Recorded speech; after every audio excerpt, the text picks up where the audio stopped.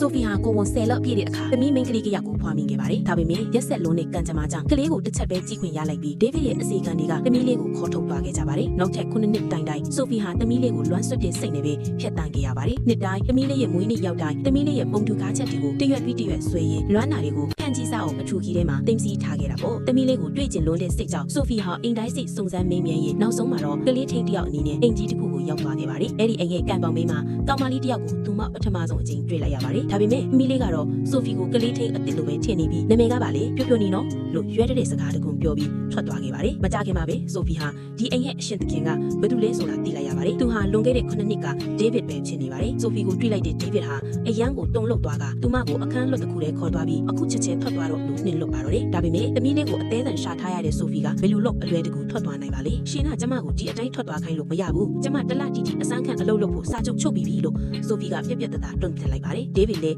အကြက်ရိုက်သွားပြီးဆိုဖီကိုနေခွင့်ပြုလိုက်ရပြီမြင်သူ့သမီးလေးကဒီကလေးထင်းကိုဘယ်လိုမျိုးဒုက္ခပေးလိမ့်မလဲ